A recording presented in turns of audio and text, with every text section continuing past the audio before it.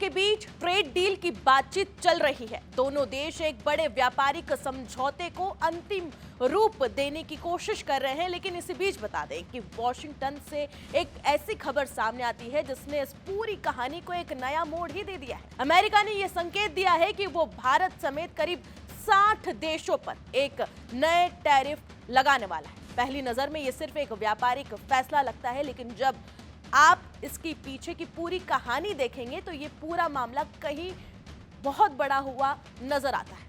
और तभी कहानी में एक नया और दूसरा ट्विस्ट भी सामने आता है। जिस समय अमेरिका भारत पर नए टैरिफ की बातें कर रहा है, उसी समय दुनिया के सबसे बड़े तेल भंडार वाले देशों में से एक यानी कि वेनेजुएला की कार्यवाहक राष्ट्रपति भारत पहुंच जाती है। यानी एक तरफ अमेरिकी दबाव और दूसरी तरफ भारत के सामने एक नया ऊर्जा विकल्प। तो आखिर अचानक क्या हुआ है? अमेरिका ने भारत का नाम क्यों लिया? भारत पर इसका कितना असर पड़ सकता है? वेनेजुएला की एंट्री इतनी महत्वपूर्ण क्यों मानी जा रही है? और आखिरकार इस पूरे घटनाक्रम के पीछे बड़ा खेल क्या चल रहा है? नमस्कार, मैं हूं राधा बगुत्रा आपके साथ और आप देख रहे हैं जी न्यूज। दरअसल आपको बता दें कि अमेरिका ने हाल ही में एक प्रस्ताव रखा है जिसमें यह कहा गया कि भारत समेत लगभग 60 देशों पर अतिरिक्त टैरिफ लगाने की बात कही गई है। अमेरिकी प्रशासन का यह दावा है कि ये देश ऐसे स्थानों से आने वाले उत्पादों को लेकर पर्याप्त निगरानी नहीं कर रहे हैं जहां श्रम संबंधित गंभीर सवाल उठाए जाते हैं। इसी आधार पर भारत पर लगभग 12.5% अतिरिक्त टैरिफ लगाने का प्रस्ताव अमेरिका से सामने आया है।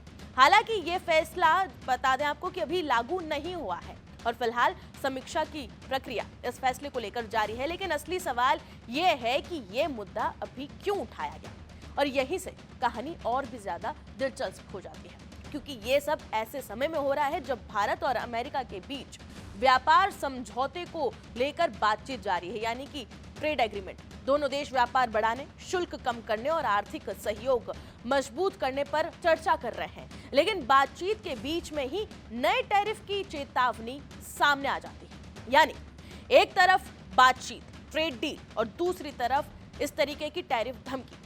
कई आर्थिक एक्सपर्ट्स का यह मानना है कि यह सिर्फ व्यापार का मामला नहीं है, इसके पीछे रणनीतिक और राजनीतिक हित भी जुड़े हो सकते हैं।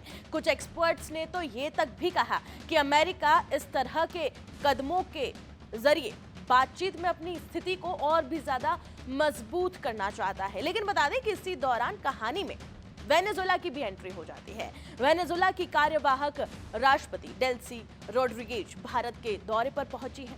इस दौरान उनकी प्रधानमंत्री नरेंद्र मोदी से भी मुलाकात होने वाली है और विदेश मंत्री एस जयशंकर के साथ भी उनकी एक महत्वपूर्ण बैठक भी प्रस्तावित है। इन बैठकों में ऊर्जा सुरक्षा, व्यापार, निवेश, फार्मास्यूटिकल्स, स्वास्थ्य, परिवहन और तकनीकी सहयोग जैसे कई अहम मुद्दों पर चर्चा होगी। अब यहाँ एक महत्वपूर्ण फैक्ट यानी कि तथ्य आप समझ लीजिए, भारत पहले से ही वेनेजुएला के तेल का दूसरा सबसे बड़ा खरीदार बन चुका है। भारत की ऊर्जा जरूरतें लगातार बढ़ रही है और देश अपनी तेल आपूर्ति को किसी एक स्रोत यानी कि एक मीडियम पर निर्भर नहीं रखना चाहता।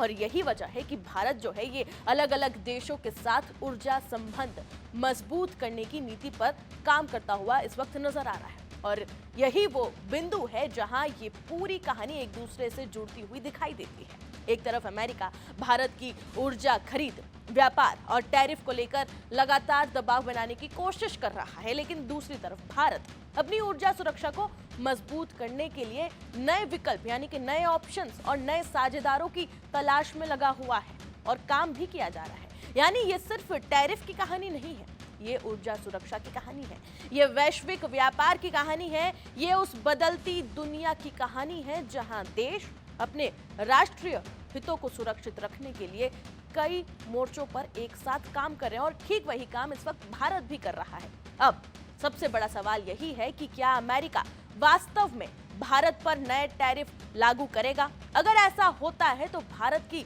रणनीति क्या होगी और क्या वेनेजुएला के साथ बढ़ता सहयोग भारत को वैश्विक दबावों के बीच एक नई ताकत दे सकता है? फिलहाल इतना जरूर कहा जा सकता है कि आने वाले दिनों में भारत, अमेरिका और वेनेजुएला से जुड़ी ये जो घटना है ये सिर्फ व्यापार तक सीमित नहीं रहने वाली है। इनका असर ऊर्जा व्यापार, कूटनीति और वैश्विक शक्ति संतुलन पर भी साफ दिखाई देने वाला है। फिलहाल इस रिपोर्ट में इतना ही। बाकी तमाम खबरों के लिए आप जुड़े रहे जी न्यूज़ के साथ।